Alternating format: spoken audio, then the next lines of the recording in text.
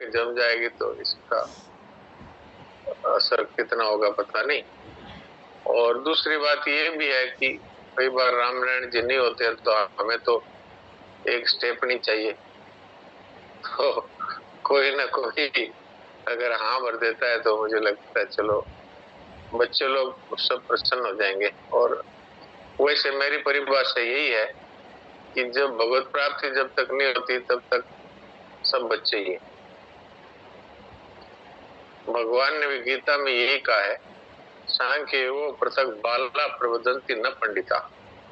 पंडित कौन है कि जो शास्त्रों के और आत्मा के तत्व को जान गया, बाकी सब बालक है, पंडित नहीं है। जी।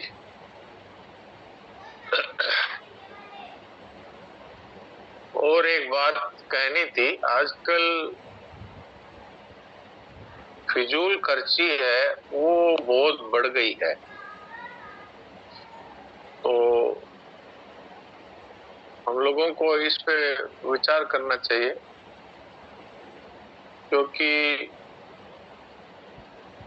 कमाई तो अपने हाथ में नहीं है,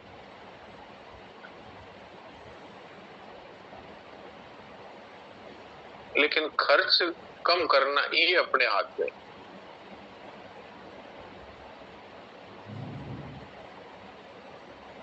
हमारे जो ससुर जी थे वो ये बात कहते थे कि कंवर साहब, money saved is money earned. जो आप बचा लेते हैं वो आपकी कमाई है।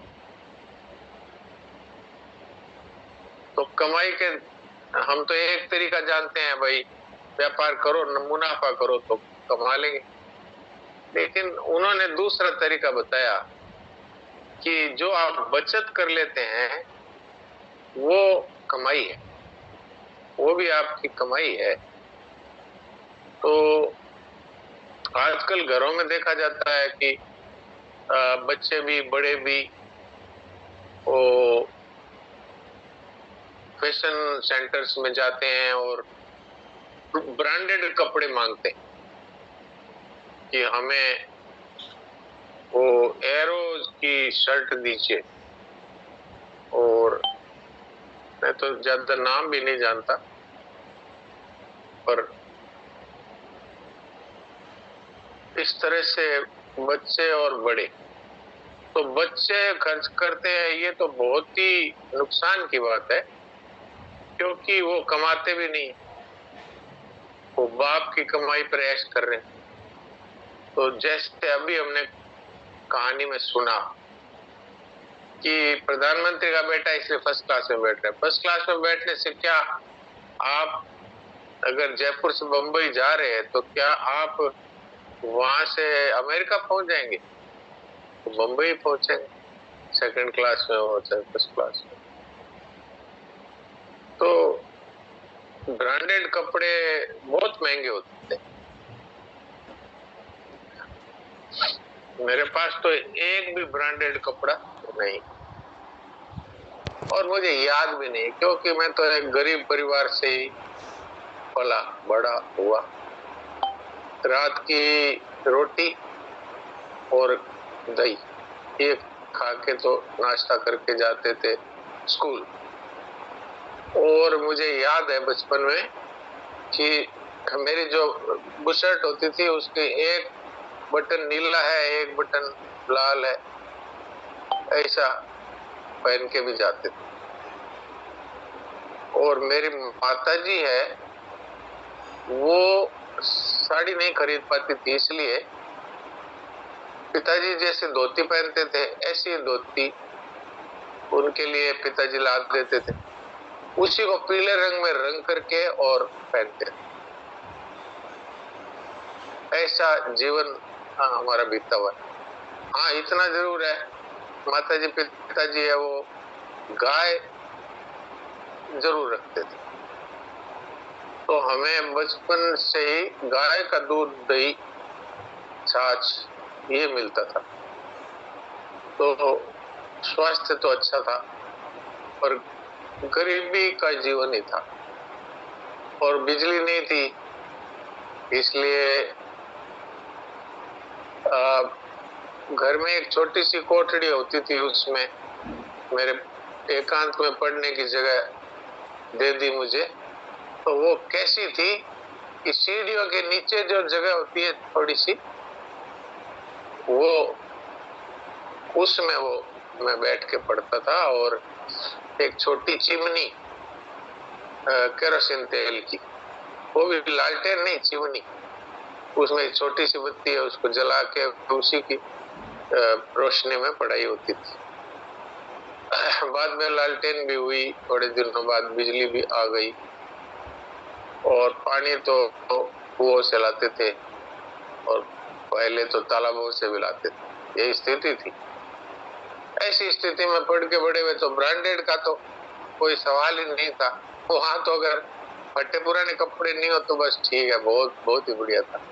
तो वैसे जीवन में रहे तो कभी आकांक्षा, इच्छा भी नहीं हुई कि भाई कोई ब्रांडेड क्या चीज होती है। तो मैं ये प्रार्थना करता हूँ, हमारे जितने भी सत्संगी भाई बहन है, वो अपने बच्चों को, कई तो माँ बाप ही बच्चों को बिगाड़ते हैं, उनके लिए ब्रांडेड कपड़े ला के देते हैं। अभी तो आप ला के दे रहे हो, बाद में उसका जीवन कैसा रहेगा, खर्चीला जीवन हो जाएगा। और बाद में अगर कमाई नहीं होगी तो वो चोरी करेगा, डाका डालेगा, बेईमानी करेगा। वो आपको पाप लगेगा कि आपने उन बच्चों को फैशन में जीना सिखाया। अब वो उनकी स्थिति हो गई ऐसी कि अब वो कहाँ से लाए, अब आदत वैसी बनी हुई है, तो फिर वो चोरी करेंगे, डकैती करेंगे, बदमाशी करेंगे, जेल जाएंगे, उसका फिर आपको ही दंड मिलेगा। जैसा माँ बाप शिक्षा देते हैं, वो आपने एक कहानी सुनी होगी, एक युवक को चोरी के अपराध में और जेल की सजा हुई। तो जेल की सजा हुई, जब जज ने कहा कि इसको 4 महीने की कैद में डाल दो, तो पुलिस वाले पकड़ के ले जाने लगे।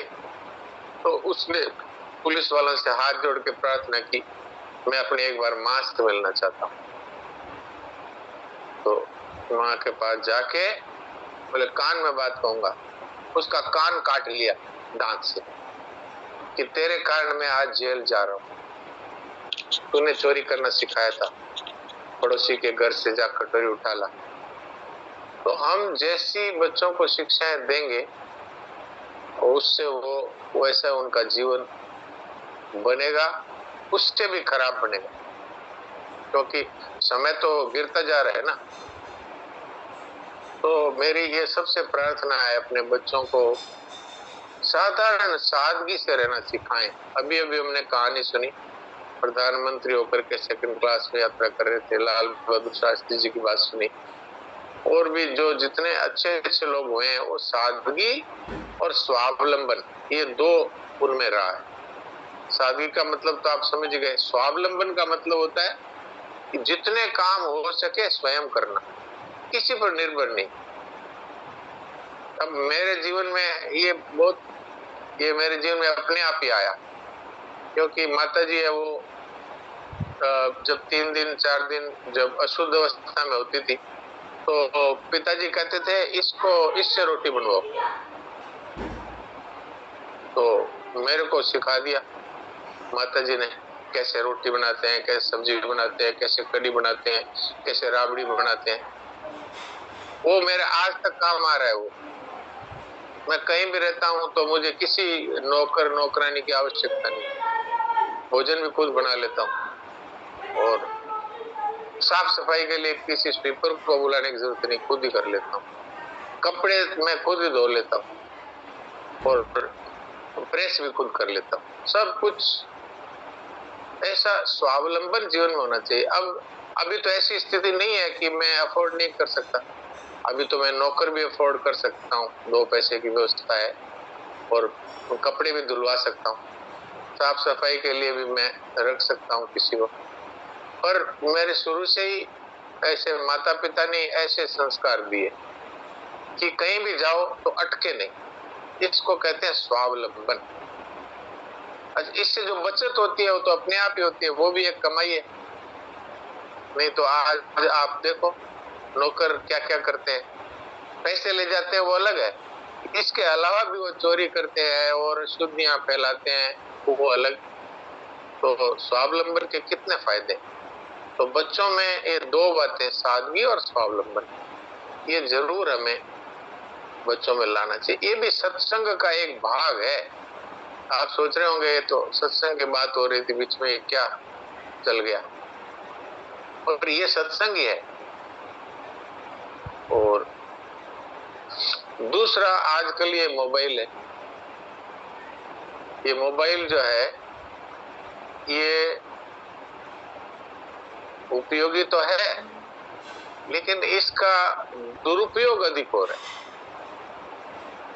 आजकल छोटे छोटे बच्चे हैं, उनमें ऐसी ऐसी बातें देखने को मिल रही है, अखबारों में पढ़ते हैं कि आश्चर्य होता है। हम तो जब छोटे थे तो हमें कुछ विशेषता से कोई घर गृहस्थी के बारे में, स्त्री पुरुष के संबंधों के बारे में विशेष कुछ मालूम ही नहीं था।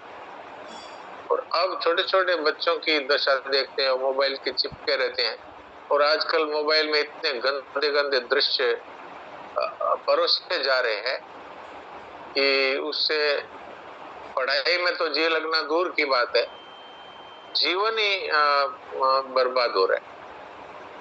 तो अब ये तो नहीं कह सकते भी मोबाइल का उपयोग बंद कर दो, क्योंकि आजकल तो बच्चे सीधा ही कहते हैं ऑनलाइन पढ़ाई है हमारे, तो इसी में हम तो पढ़ाई करते हैं। तो उसका यही उपाय है कि बड़े हैं वो अपने ऊपर कंट्रोल करें। अब बड़े लोग भी मोबाइल में घुसे रहते हैं, 2 घंटे 4 घंटे पता ही नहीं है, समय बर्बाद होता है वो अलग, जीवन बर्बाद होता है वो अलग, और बच्चों पर बुरा असर पड़ता है वो अलग। अब बच्चों को भी वो नहीं कह सकते कि तुम मोबाइल में क्यों घुसे रहते हो, बच्चों के पास तो सीधा साधा एक रटा जवाब है, हमारी तो ऑनलाइन पढ़ाई हो रही है। तो उसके लिए जो जानकार है वो तो ये कर सकते हैं कि छोटे बच्चे जो हैं 15 वर्ष से छोटे, उनके लिए तो ऐसा कर सकते हैं कि कुछ कुछ ऐसे लॉक हैं कि जिनसे आप ऐसी ऐसी जो साइट्स हैं उनको लॉक करके छोड़ सकते हैं। और नहीं तो बड़ों के भी जब वो मोबाइल पर अथवा लैपटॉप पर पढ़ाई करने की बात कहकर कमरे में बंद होते हैं, तो बीच बीच में थोड़ा जाके नजर मार लें कि वो क्या कर रहे हैं, तो थोड़ा कंट्रोल रहेगा। और बच्चों को सत्संग में बिठाएं, सत्संग में बिठाने से उनको ये सब बातें सुनने को मिलेगी, तो उसका असर पड़ेगा। आप लोग कहते हैं तब तो वो इतना असर नहीं होता है, क्योंकि वो सोचते हैं तो इनका तो रोज का ही काम है, ये तो मोबाइल के पीछे पड़े हुए हमारे। और आजकल तो ऐसी दशा हो गई बच्चों की कि उनके हाथ से मोबाइल छीन लो। अभी मैं पिछले दिनों खबर पढ़ रहा था, एक माँ ने मोबाइल छीन लिया तो वो जाके रेल के नीचे कट गई बच्ची, कोई 12 वर्ष 14 वर्ष की बच्ची होगी। तो बड़े लोगों को ये ध्यान देना है कि भाई मोबाइल पर हम लोग ज्यादा समय व्यतीत ना करें, आवश्यक तो कितना होता है बहुत कम, उतने आवश्यकता के अनुरूप उसको काम में लें, उसका सदुपयोग है। और जैसे अब हम जो कर रहे हैं वो एक मोबाइल का सदुपयोग है। सबके पास तो लैपटॉप नहीं होता, तो मोबाइल से ही काम चलता है। तो ये कुछ बातें आज मेरे कहनी थी, तो आपकी सेवा में रख दी। और आप तो मारवाड़ी में कहते हैं ना कि सब समझदार हो, तो थोड़े कहने में ज्यादा समझ लेना।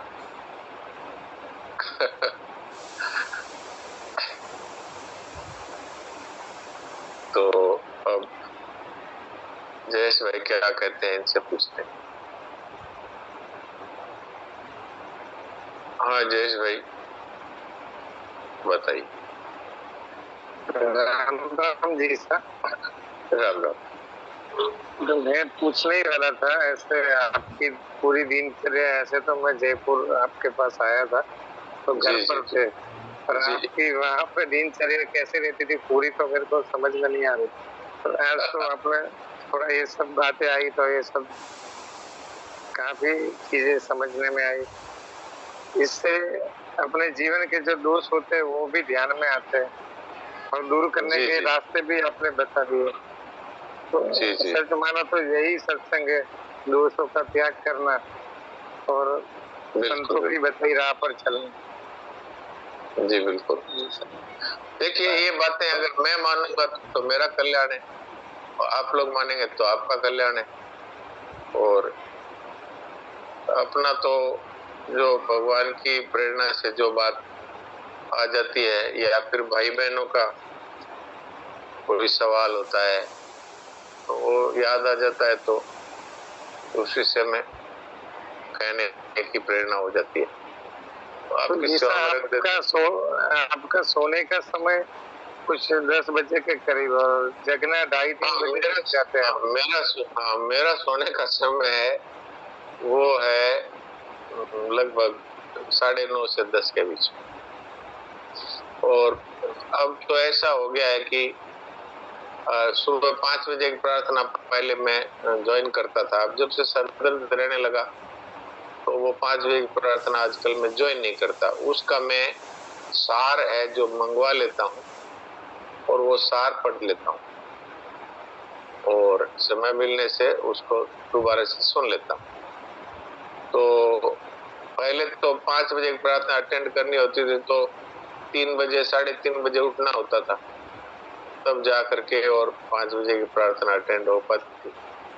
और अब 5 बजे वाली प्रार्थना अटेंड नहीं करता तो भी वो आदत पड़ी हुई है, तो 4 से पहले प्राय आँख खुल जाती है, तो 4 बजे प्राय उठना हो जाता है। और रात को 10 बजे सो जाए, 4 बजे उठे तो लगभग 6 घंटा नींद हो जाती है। तो इतनी इस उम्र के लिए लगभग ठीक है। और फिर दोपहर में भी थोड़ा समय मिलता है तो भोजन के बाद थोड़ा लेट जाते हैं, और अगर समय नहीं मिलता तो नहीं लेटते हैं। लेट जाते हैं तो कभी थोड़ी बहुत नींद आ जाती है, कभी नहीं आती, पर 6 घंटे की नींद हो जाती है।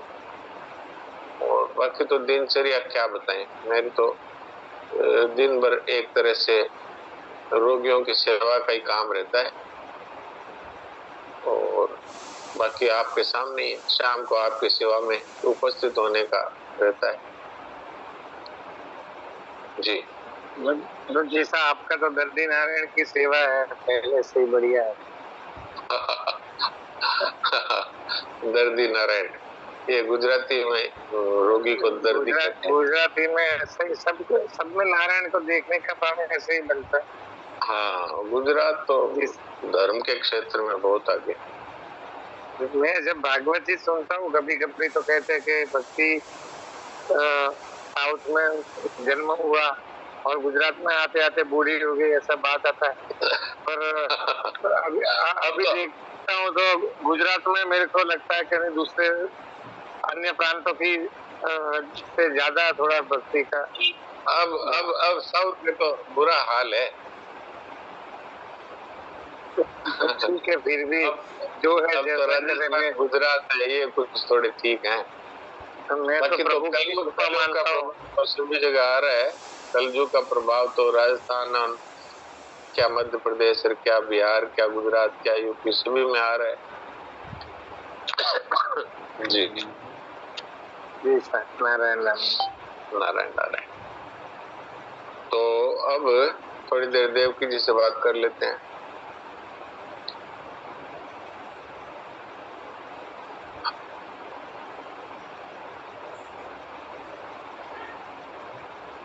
हाँ देवकी जी, अभी जो बातें कही उसमें आपको कुछ जोड़ना हो तो जोड़िए, बताइए कुछ आप विशेष बात रखना चाहे। जीवन के उत्थान के लिए अच्छी है जी। इससे क्या होता है कि कई प्रकार की जीवन की समस्याओं का हल मिलता है। जी ये जो खर्चे वाली बात करना ये बहुत विशेष है। हाँ जी हाँ जी। 2 बातें विशेष करके आज बताई ना, स्वावलंबन और खर्चा। जी जी। जी भी कहते थे कि भाई खर्चे पर कंट्रोल रखो। हाँ, जो कमाई तो अपने हाथ में नहीं है ना। हाँ, कमाई तो अपने हाथ में नहीं है, खर्चा तो अपने हाथ में है। खर्चा अपने हाथ में। और जो स्वावलंबन है उसमें तो एकदम स्पष्ट रूप से 8वां नियम है, सारे हाँ हित जी के जी। जैसे आहार विहार में संयम तथा दैनिक हाँ, स्वावलंबन। ये स्वावलंबन तो सरनाथ जी महाराज ने भी अपने 11 नियमों में रख दिया है। हाँ, रख दिया, स्वावलंबन को रख दिया उन्होंने। ये स्वावलंबन से बहुत बहुत बहुत जरूरी है। आदमी अगर किसी पर निर्भर ना रहे तो उसका जीवन बड़ा अच्छा रहता है। अब बुढ़ापे में तो जाके फिर अब निर्भरता आ जाती है, शारीरिक असमर्थता हो जाती है। अब ये उसका तो उपाय नहीं है। मान लो चला ही नहीं जाए तो अब किसी के कंधे का सहारा लेना पड़ता है। जो और स्वावलंबी नहीं है ना, प्राय वो बीमारी है। जी स्वावलंबी जो नहीं है ना, हाँ वो ऐसी ऐसी बीमारियों से पीड़ित है कि कल्पना नहीं कर सकते। हाँ, स्वावलंबन से एक ये फायदा है ना कि हाँ, अपने आप ही कसरत होती है। अपने भाई आप आप काम करते हैं तो शरीर हिलता डुलता है, और आप पड़े ही पड़े रहो और गिलास पीनी हो तो भी अरे भाई गिलास ला के देना, पानी ला के दो, तो क्या होगा? आपका शरीर है जो हो जाएगा बेकार। वो गुलाम हो जाता है। और परा दिन सपने वो सुख नहीं। हाँ, तो, तो सपने में भी आदमी यदि किसी को आदमी को बांध दो आप तो सपने में भी रोता है।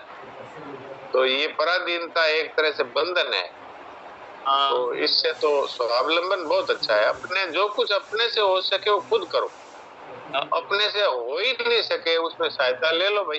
अब जैसे कोई कहे भाई ये गोदरेज की अलमारी उठा के बाहर रख दो, तो आप नहीं कर सकते, तो भाई 2 आदमी को बुला के सहारा लेके वहां रख दो। लेकिन जो आप कर सकते हो उसके लिए क्यों किसी को बुलाओ? अब मेरी एक एक आदत है, बीच में थोड़ी अपनी बात कहना ठीक नहीं है पर कह देता हूँ, अभी प्रसंग है इसलिए, कि आजकल लोग प्लास्टिक की बोतलों में रख के पानी पीते रहते हैं। ये प्लास्टिक के नैनो प्लास्टिक के कण है, वो हमारे शरीर में जाके कैंसर कारक होते हैं। और कुछ लोग प्लास्टिक के कोटेड कप होते हैं छोटे, उनमें चाय पीते हैं। तो वो गर्म चीज कोई भी अगर आप प्लास्टिक में डालते हैं तो वो कैंसर कारक होती है। तो अब ये बोतलों में पानी रख करके जहां तक वो नहीं पीना, इसलिए मैं तो अब यहाँ और हॉस्पिटल वगैरह रेजिडेंस में भी मटकी रखता हूँ। तो मटकी में पानी रखा, वही मटकी का पानी पीना। मिट्टी में जब स्पर्श हो जाता है पानी का तो बहुत सारे रोगाणु समाप्त होते हैं। तो जहां तक हो फ्रिज का पानी नहीं पीना चाहिए, मटके का पानी पीना बहुत अच्छा है। अच्छा जी, अब आप बताइए, मैं तो बीच में आपका समय ले लिया थोड़ा। इसमें 8वां जो नियम है ना वो बहुत गजब का है। अच्छा बताइए। आहार विहार, शारीरिक हित की दृष्टि से आहार विहार में संयम। संयम, हाँ। आहार विहार में संयम नहीं है तो स्वावलंबी कैसे होगा वो? वो तो सही बात है। कोई आहार विहार में संयम नहीं होगा तो बीमार हो जाएगा। बीमार हो जाएगा तो वो पड़ा ही रहेगा, स्वावलंबी कहाँ होगा? हाँ, वो तो दूसरों पे अवलंबन रखेगा वो तो। हाँ, अच्छा, तो टाइम हो रहा है साहब, इसलिए अपने घर में फिसल करके पेड़ गिर जाता है व्यक्ति और पेड़ तोड़ लेता है। फूल लेके अपने घर में तो फिसल जाता है, अपने घर में फिसलता है और हम कहाँ जाके फिसले, बताइए।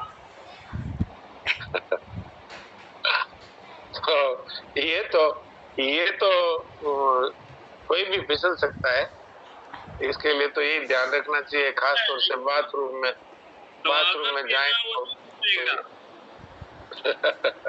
हाँ, वो हर काम सावधानी से करेगा अपने आप ही। अच्छा ये काम बाकी हो जाए। जी जी जी, हाँ, ठीक है जी।